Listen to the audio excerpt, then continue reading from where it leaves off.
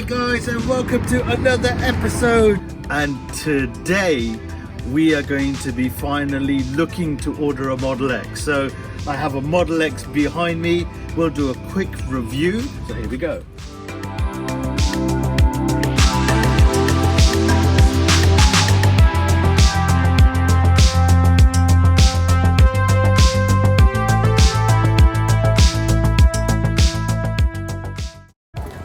Right guys, we got the Falcon doors open. Isn't that cool? Super cool. Oh, that looks great, doesn't it? Oh, that really does it. Having those two doors, very, very unique design. Looks fantastic.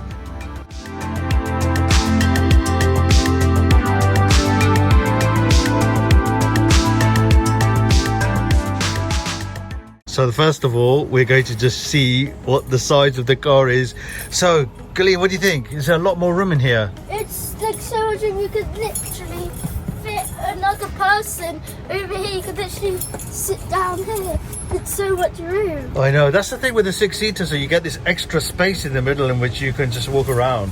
But it's a lot more space than our Model 3 for sure. We really are missing the space, aren't we? We're making do, but I must admit we are missing the space. So guys, we're going to go for a bit of a drive and we'll talk about what we think we might order, and then we'll get on to the ordering process.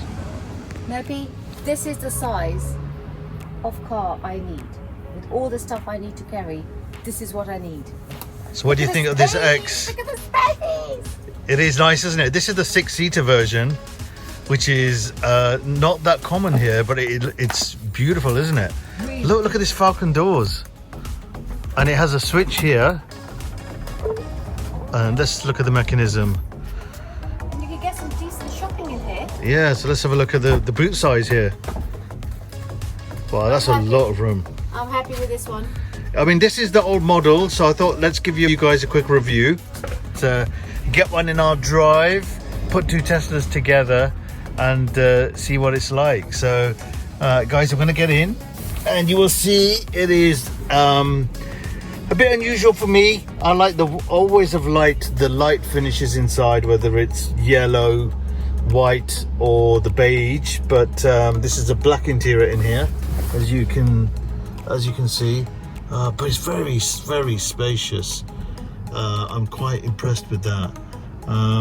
Yes, the roof is a bit different. I mean, it's a massive glass, but not as big as the 3 that goes all the way along. Yeah, it's nice, isn't it? So, and you get the dash in the middle. And I'll tell you what, guys, I don't know what you're feeling, but I really miss that. I mean, it is intuitive having the middle screen in the 3, which is fantastic. The great quality, you could do all the things you need to do, but just having a middle screen, oh, I mean, I miss it. I wish they'd done something with the head-up display or something. But anyways, so let's close the driver's door. These are the things that we don't have. And we have the Falcon doors, close all. And it's closing the trunk. Nice. I don't know, guys, I've got so used to the landscape display that it feels a bit weird being in the car with the screen sort of long ways, but this is how we remember seeing it when we used to see all of the shows and stuff. But oh, it's still cool, right? It still looks cool, but I can't wait to get into the new version of this, and hopefully that's going to be the one that we order, because it's a long waiting list, but who knows, maybe it'll come a bit earlier. Let's see. But this is the Model X 75D. So it hasn't got much charge. My mate hasn't left much charge for me, but I'm just gonna give you guys a tour around and then go for a quick drive. So the controls, I mean, this obviously has been updated over the years. The interface looks very similar to what we've got in the 3. Okay, so I mean, it's got all of the latest Spotify links, and I mean, this all looks very similar to what we've got in the 3, to be honest with you. Yeah, I mean, somebody's obviously tuned this to their liking, so I'm not going to mess about with their options. And you've got all of the same sources. So it looks good. What I love about our car is that the lock sign is much closer. That's not intuitive, is it? So if you're a driver, having the lock all the way over there on the left hand side, that's not intuitive. So I wonder why they haven't switched that around on this using an update. I don't know, but maybe there's a good reason for that. There you go. Okay, there you go. That looks a little bit better, doesn't it? Okay, yeah, so this hasn't had the update because apparently the X, you can upgrade the processor, and you can also sort of get the latest updates to have Netflix and YouTube like we have on the 3. Okay guys, so we're in the Model X, and is it just me or the steering wheel looks different? The screen is vertical, not horizontal, and look how much free space I have. Alright guys, so we're going to go for a drive in the Model X. So a little bit of a different display as we have been going through, but it's all the same sort of concept, so you can get very quickly used to it if you've been in a Model 3. So we've got our stalks here, and let's go for a quick drive.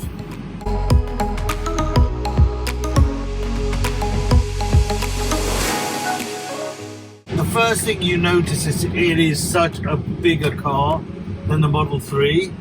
Oh my god, it feels, I don't know, it just feels like a bit of a tank, to be honest with you. It's a lot heavier, and it just feels a lot heavier to maneuver. God, this is a big car. And obviously we have the huge glass. Yes, not as big as the Model 3, but it's a comfortable drive. I don't know, it just, all the spec just seems a little bit old generation. Like even the regeneration braking doesn't seem as responsive as the Model 3. It does feel lot more old school. I feel like it's more like our traditional 4x4s than I do when I get into the Model 3, which just seems to be a radically different car. But yeah, this is all right though. Hopefully there's been some improvements on the Model X, because I think we want something that's a little bit better handling, suspension. This feels a little bit soft and feels like you're maneuvering a boat a little bit. So hopefully they've made quite a lot of improvements on this, because if we do order one, it will be something that comes in at the end of next year, so there's quite a bit of a wait, but it might be worth it. Let's see, for that extra room it might absolutely just be worth it. And you've seen all of the press about the Plaid and the Model S, and that seems to be totally re-engineered, so I'm really hoping that the new Model X is going to be a re-engineered version.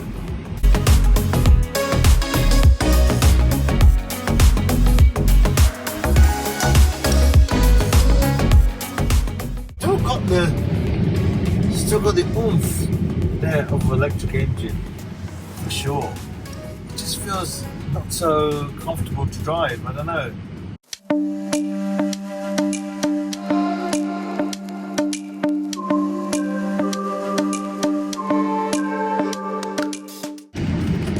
And just the finish of things, it's okay, but you could definitely see a lot of innovation and improvements of the new versions of the Model 3 that we have. And I think a lot of people have said in the US that the Model Y as well has had a lot of improvements over an X. A lot more, just feels a lot more modern and a little bit more sort of responsive as a car to drive than the X is.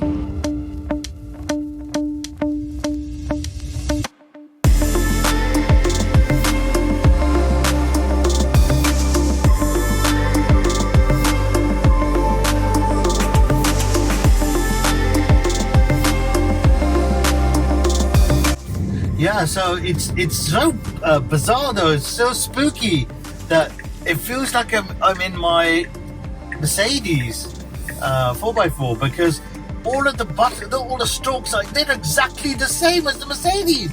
this is exactly what we used to have, the indicator. I had all of this controls for the cruise control, so it already feels a little bit old school, and I had exactly the same gear lever. It's so spooky. The switches are exactly the same, so all of the controls, all of the mirrors, all of the controls for the windows, it's exactly the same. And I tell you what, as I'm driving it, I'm sort of getting used to this.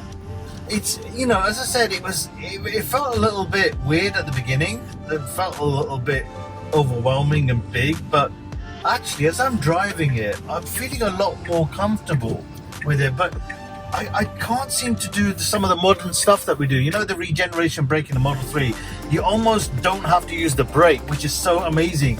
It means that your maintenance is going to be so low because the motor is doing your braking for you.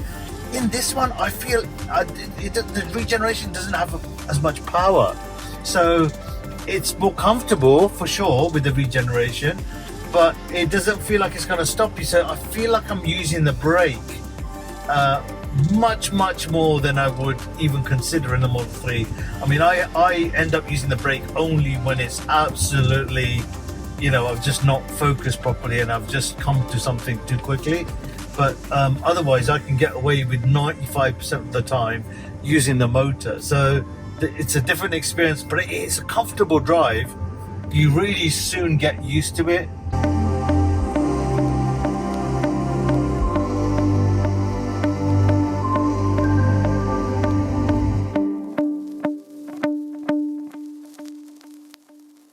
The thing with the Model 3 is that it is a great town driver. It's so comfortable to drive, and you know, you can quickly do your errands, and it is a beautifully engineered car. I must admit, the way, not only the way it looks, but the way it functions and the way the car runs is amazing.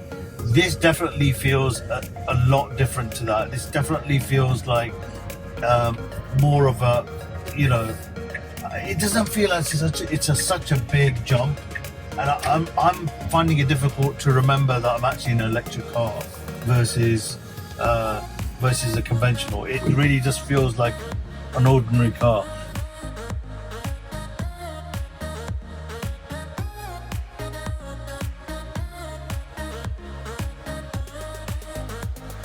Alright guys, so we've been having a look at the X, haven't we? Yes. And I think we've decided we need to make the plunge and we need to order something. Guys, and that's a wrap for the first part of this video. This has all been about the Model X. So in today's episode you saw us review it. Hopefully in the next episode you'll see whether we get to order it or not. That's coming up very soon, so watch out for part 2.